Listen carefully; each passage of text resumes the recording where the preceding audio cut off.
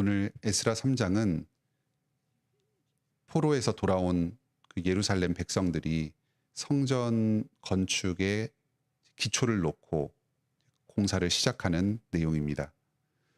먼저 1절로 7절에서는 포로에서 귀환한 이스라엘 백성들이 제사를 드리기 시작한 것을 보여줍니다.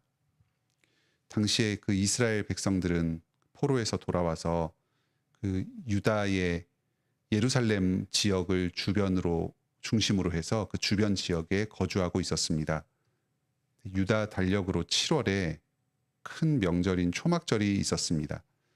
유다의 3대 절기는 6월절과 77절 그리고 초막절입니다. 6월절은 1월에 있고 초막절은 7월에 있습니다. 그리고 그 사이에 77절은 3월에 있습니다. 아마 백성들이 예루살렘에 도착한 것은 이 77절인 3월과 초막절인 7월 사이에 어느 시기였던 것 같습니다. 당시에 페르시아에서 예루살렘까지 한 3개월 정도가 걸렸습니다. 혼자서 오면은 더 시간을 단축할 수도 있었을 텐데 많은 인원들의 행렬을 이루어서 오게 되면 한 3개월 정도 걸렸던 것으로 보입니다. 아마 그 출애굽을 할 때와 비슷하게 1월 달에 애굽에서 나온 것처럼 1월에 페르시아를 출발해서 3개월쯤 지나서 한 4월경에 예루살렘에 도착하였고, 그래서 그때부터 한 3개월 정도 각자의 지역에서 생활을 하면서 현지에 적응을 하는 기간을 가지다가 7월에 처음 모여서 절기 제사를 드리려고 했던 것 같습니다. 초막절의 절기는 약속의 땅 가나안에서 성공적으로 추수를 마치고 주님께서 이 땅에서 복 주시고 곡식을 허락하여 주신 것을 기뻐하는 감사하는 절기입니다. 이 가장 풍성한 이 추수의 시기에 초막 가운데에 거하면서 이 광야에서의 생활을 기억하면서 주님의 은혜를 찬양하도록 하였습니다. 겸손하게 그 생산의 대가에 대해서 자신을 높이지 않고 겸손하게 스스로를 낮추면서 오직 이 모든 풍요의 열매를 주신 분이 주님이시라는 것을 인정하면서 감사를 드리도록 하는 그런 제사였습니다. 당시에 성전은 이미 허물어진 지 오래였습니다. 바벨론이 이스라엘을 침략해서 예루살렘을 침략해서 모든 성전을 다 무너뜨린 것이 50년 정도 지난 그 시점입니다. 이 기원전 586년에 예루살렘이 전부 함락되었는데 지금 이 포로가 돌아온 시기가 기원전 536년 경으로 짐작이 됩니다. 한 50년 정도 지난 시점입니다. 이 제사를 드릴 만한 시설이 제대로 갖추어지지 않고 오랫동안 그 예루살렘 성전 터가 방치되어 있었습니다. 풀도 많이 자라고 들짐승들도 오가는 그런 황량한 지역이 되었습니다. 먼저 그것을 주변을 정돈하고 제단을 소박하게 세우고 매일의 번제를 드리기 시작했습니다. 아마도 아브라함과 이삭과 야곱이 하나님의 인도를 받아서 가나안 땅에 살기 시작할 때에 그 처음 드리기 시작했던 그 소박한 제사와 비슷한 형태의 제사를 드렸을 것 같습니다. 포로에서 돌아온 뒤에 이렇게 새롭게 예배를 회복하고 새로운 그 믿음의 공동체를 시작하는 것, 그 모습을 마치 그 족장들의 모습에 비추어서 비슷하게 다시 시작해 나가고 있습니다. 그런데 여기서 중요한 것은 이 제사를 율법에 기록한 대로 그 기록된 규례대로 드렸다 하는 말입니다. 여기 2절에서 모세 율법에 기록한 대로 번제를 드렸다. 그리고 4절에 기록된 규례대로 초막절을 지켰다 합니다. 그러니까 아직 갖추어진 여건은 없지만 그 말씀에 명령한 것을 지켜서 행하기 위해서 지금 이 부족한 상황 가운데서도 모여서 제사를 시작하는 모습을 보입니다. 매일의 번제와 또 초하루의 제사와 초막절을 비롯한 각종 절기의 제사를 지키기 시작하였습니다. 그리고 이렇게 율법에서 규정된 규칙적인 제사뿐만 아니라 자발적으로 수시로 백성들이 자원하여서 드리는 이 자원제, 낙헌제도 드리기 시작했습니다. 지금 오늘 이 3장의 그 앞부분에 나와 있는 이 내용은 이스라엘 백성들이 포로에서 돌아와서 성전을 건축하기 시작한 이 목적이 어디에 있는가 하는 것을 우리에게 가르쳐 줍니다. 단지 이들은 정치적인 압제에서 해방돼서 독립된 자주 국가를 이루고 스스로의 정치적 권리를 획득하기 위해서 지금 여기에 모여서 국가를 이루고자 하는 것이 아니었습니다. 하나님의 말씀에 순종해서 모세의 명령대로 어떤 규례대로 순종하여서 순종하는 삶을 살고 또 하나님께 예배를 드리기 위한 목적에서 지금 이렇게 예루살렘으로 돌아와서 성전을 건축하고자 하는 것입니다. 오늘날에도 우리가 이러한 태도를 지니는 것이 중요합니다. 우리의 지금 현재의 상황이 갖추어진 것이 부족하고 여러 가지로 열악한 여건일 수가 있습니다. 무언가를 준비하는 과정 중에 있을 수 있습니다. 하지만 지금은 내가 형편이 안 되어서 순종하기도 어렵고 예배드릴 수도 없다. 무언가를 이루고 나서 그때 제대로 예배드리고 순종하겠다 하는 이런 유보적인 태도를 보이는 것은 부족합니다. 우리가 지금 준비하고 노력하는 그 일을 이루고자 하는 목적이 어디에 있습니까? 나 자신의 어떤 유익과 성취를 위한 것이 아니라 예배를 더 잘 드리고 하나님의 말씀에 더 잘 순종하고 주님께서 내게 주신 그 사명을 더 잘 감당하기 위함이 아니겠습니까? 지금부터라도 할 수 있는 범위 내에서 예배를 드리고 또 말씀에 순종하기 위해서 힘씁시다. 그럴 때 주님께서 내가 지금 준비하는 그 일에도 복 주시고 나에게 여건을 갖춰 주셔서 더 잘 예배하고 순종하도록 인도하여 주실 것입니다. 7절에서는 이 성전의 건축을 위한 재료를 준비하는 내용이 나옵니다. 이제 보다 더 잘 예배드리고 순종하기 위해서 성전을 건축할 필요성이 공감대가 형성된 것 같습니다. 그래서 본격적인 준비에 앞서서 그 건축을 위한 재료를 미리 준비합니다. 바사 왕 고레스가 귀환의 칙령을 내리면서 이 성전 건축에 적극적으로 협조하도록 주변 민족들에게도 조서를 내렸습니다.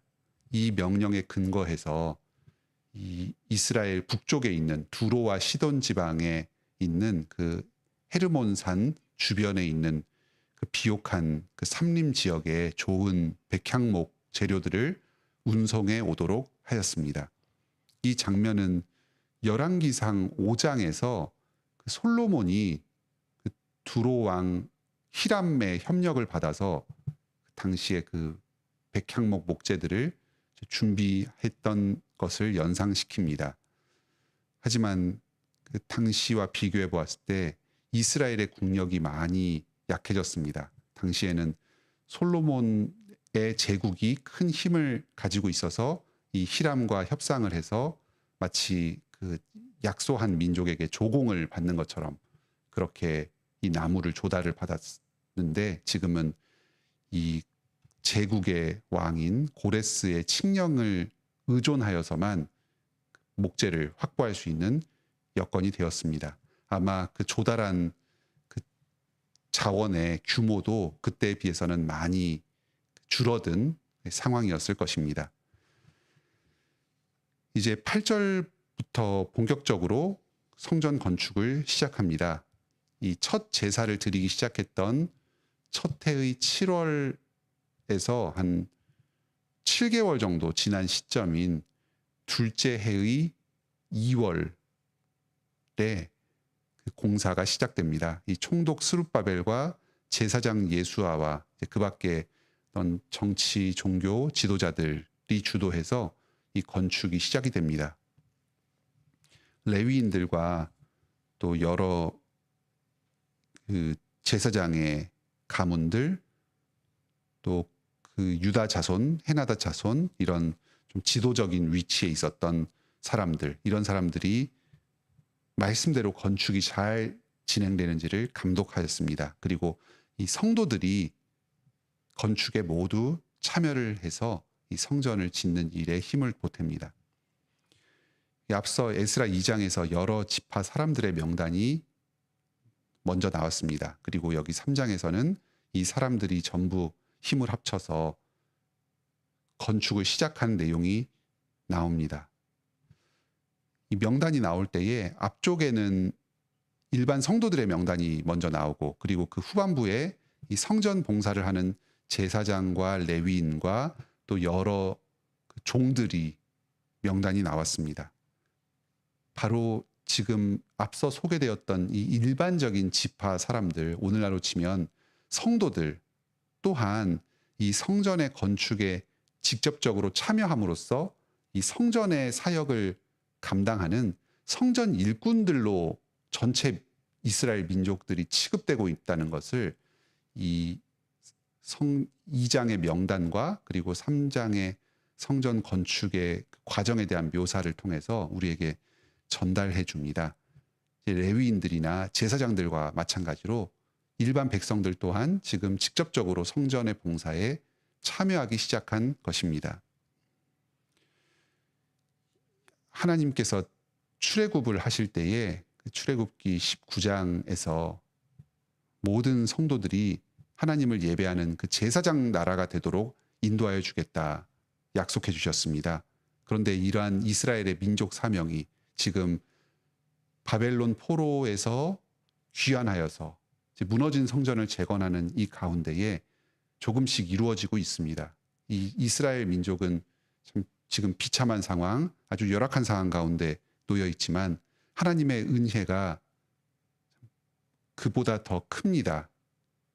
이스라엘이 그 어려움 가운데에서 회복되는 이 상황에서 오히려 이스라엘이 잃어버렸던 이 민족의 사명을 더욱 온전한 형태로 풍성하게 성취해 나가기 시작하신 것입니다. 10절에 보면 아삽 자손들이 여호와를 찬송하고 있습니다. 서로 선창을 하면 후창을 하는 식으로 계속 교창을 하면서 여호와의 선하심과 인자하심을 찬송하고 있습니다. 이 여호와의 선하심과 인자하심은 죄 용서의 은혜, 구원의 은혜 가운데 드러납니다. 이 포로로 끌려갈 수밖에 없었던 이스라엘의 죄를 이제 용서해 주시고 다시 귀환하게 하시고 또 성전을 재건하도록 하여 주신 이 사실에서 이 하나님의 선하심과 인자하심이 풍성하게 드러납니다.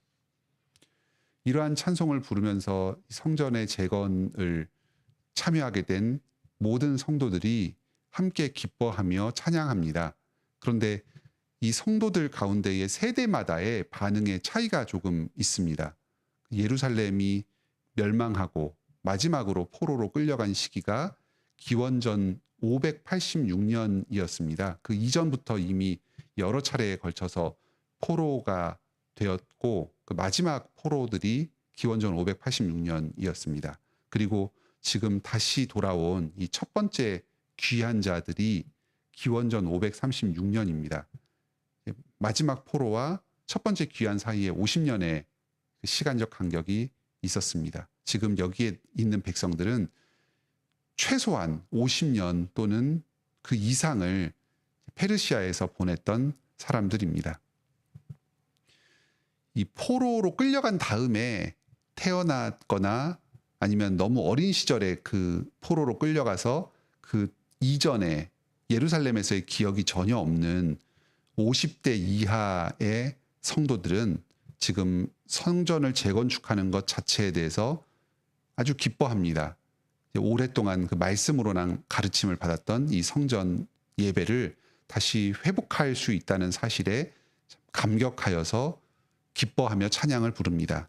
하지만 솔로몬 성전의 기억이 조금이라도 남아 있었던 그 60대 이상이 되는 성도들은 지금 이 성전을 재건축하기 시작하는 이 상황 가운데 예전 성전의 모습을 기억하면서 아주 대성통곡을 합니다. 참 기쁜 날인데 이 가운데 슬픔이 북받쳐 오릅니다. 그 구체적인 이유는 아마 학개서 2장에서 설명이 된 것처럼 이해가 됩니다. 여기 학개서 2장 3장 3절에서 너희 가운데 남아있는 자 중에서 이 성전의 이전 영광을 본 자가 누구냐? 이제 이것이 너희에게 어떻게 보이느냐? 이것이 너희 눈에 보잘것 없지 아니하냐? 이 학개 선지자가 당시에 포로에 귀환한 이스라엘 사람들에게 하나님의 말씀을 예언했던 예언자였습니다. 당시에 이 나이가 든 성도들은 이 새로운 성전이 이전 성전에 비해서 너무 초라하고 보잘것없는 것 때문에 마음이 크게 상하였습니다. 그러면서 슬퍼합니다. 성전의 초라함에 대한 이 안타까움, 또 과거의 이 영광을 잃어버린 이스라엘의 죄, 그리고 자기 스스로가 바로 이 하나님께 저주받아 멸망당한 이 죄인이었다는 이 사실에 대한 참 후회와 회개의 그런 눈물이었을 것입니다. 오늘날 우리가 예배를 드릴 때에도 이것과 마찬가지의 이런 복합적인 감정이 섞여 있습니다. 찬송과 울음이 함께 있습니다. 우리 스스로의 죄에 대한 회개와 후회의 감정이 그 가운데에서 표현됩니다. 그러면서 동시에 예수님께서 나의 죄를 용서해 주시고 나를 은혜로 덮어주시며 더 큰 하나님의 영광으로 인도하여 주실 것이라는 그 기대와 소망으로 말미암아서 기뻐하고 감사합니다. 비록 이스라엘의 새로운 예루살렘의 성전은 예전보다 많이 부족합니다. 하지만 하나님께서 이들에게 약속하셨습니다. 이 성전의 나중 영광이 이전 영광보다 크리라. 학개서 2장 9절입니다. 비록 그 모습은 초라하지만 하나님의 재용서의 은혜가 풍성하게 임할 것입니다. 그리고 이스라엘이 과거보다 더 하나님의 은혜를 받아서 거룩한 제사장 나라 백성, 모든 성도들이 하나님의 말씀을 순종하면서 나아가는 아름다운 주님의 뜻이 이루어지는 나라를 이루게 될 것입니다. 오늘날에 예수 그리스도의 십자가 보혈 공로로 말미암아서 우리에게 이 큰 은혜를 덧입혀 주십니다. 우리가 과거에 어떤 실수와 잘못을 했든지 주님께서 십자가 보혈 공로로 우리의 모든 죄를 다 씻어 주셨습니다. 우리의 예배가 겉으로 보았을 때는 아무리 초라하고 보잘것없어 보이더라도 예수님의 이 은혜가 우리를 덮고 있습니다. 삼위일체 하나님께서 우리의 예배를 받아주십니다. 오늘 우리가 행하는 이 작은 순종 또한 거룩한 산 제물로 기쁘게 받아주십니다. 이 주님의 죄 용서의 은혜와 영광이 오늘도 우리의 삶을 덮고서 찬란하게 빛나게 한다는 이 사실을 기억하면서 오늘도 주님과 동행하는 복된 하루를 보내시기 바랍니다. 함께 기도합시다. 하늘에 계신 우리 아버지, 오늘 이 아침에도 주님의 말씀을 내려주시고 말씀으로 저희를 위로하여 주시니 감사드립니다. 이스라엘 백성들이 포로에서 돌아온 뒤에 성전을 재건하였습니다. 그들의 큰 민족의 이 죄를 용서해 주시고 좀 새롭게 회복시켜 주셨습니다. 비록 겉으로 드러나는 그 모습은 예전에 비해서 많이 부족하고 초라해졌지만 그 가운데에서 주님의 그 죄 용서의 은혜의 영광은 더욱 찬란하게 빛납니다. 비록 이들은 지금 미약하고 초라하게 약소하게 시작하였지만 앞으로 주님께서 이들을 크고 영광스러운 하나님 나라 백성으로 만들어 주실 것이었습니다. 이들은 이 사실을 믿고 나아감으로 이 스스로 죄를 회개하며 슬퍼하는 가운데서도 기뻐하며 감사 찬양해야 하였습니다. 오늘날에도 예수님께서 저희의 죄를 용서해 주십니다. 비록 저희가 과거의 여러 죄와 부족으로 말미암아서 좀 현실적으로는 좀 스스로의 기대에 부응하지 못하는 연약한 모습을 보일 때에도 우리를 덮으시고 용서해 주시는 그리스도의 영광이 더욱 크고 찬란하게 빛납니다. 우리를 다시 회복시켜 주셔서 온전케 하여 주시며 과거보다 더 크고 놀라운 그런 주님의 구원의 능력을 우리의 삶을 통해서 드러내 주실 것입니다. 우리가 이 사실을 믿음으로 바라보게 하여 주시옵소서. 나의 현재의 처지와 과거의 죄에 사로잡히지 않게 하여 주시옵소서. 주님의 그 죄 용서하시는 은혜가 나를 덮고 새롭게 하여 주셨으니 주님께서 장차 나를 통해 이루실 그 놀라운 구원의 일을 바라보며 기뻐하고 감사하며 소망을 가지고 앞을 향해서 나아가게 하여 주시옵소서. 오늘도 우리의 삶 가운데서 새롭게 역사하시는 주님의 은혜를 기대하고 소망하며 나아가길 원합니다. 우리 성도들의 모든 삶을 통해서 영광 받아 주시고 주님의 그 구원의 일을 이루는 데에 우리의 삶을 귀하게 사용하여 주시옵소서. 오늘도 저희 성도들 각 사람 한 사람의 그 기도와 그 간절한 부르짖음을 들으시고 참 상한 갈대를 꺾지 않으시고 꺼져가는 심지를 끄지 않으시는 주님의 그 자비하심으로 또 오래 참으심으로 저희에게 은혜를 베풀어 주시며 저희의 그 어려움을 돌아봐 주시옵소서. 건강이 약한 성도들 건강을 허락하여 주시고 재정적으로 부족한 성도들 물질을 채워 주시옵소서. 또 인생의 여러 문제들 삶의 그 짐들로 인해서 힘겨워하는 성도들 주님께서 그 짐을 나눠줘 주시고 그 마음 가운데 참 평안과 위로를 누리게 하여 주시옵소서. 앞이 보이지 않다 답답해하는 성도들 말씀 가운데 좀 지혜를 깨닫게 하여 주시고 주님 안에서 새로운 인생의 희망을 발견하게 하여 주시옵소서. 오늘도 저희의 모든 삶을 통해서 주님의 능력을 증거하길 원합니다. 예수님의 이름으로 기도드립니다. 아멘. 은혜로운 기도의 시간 되시길 바랍니다.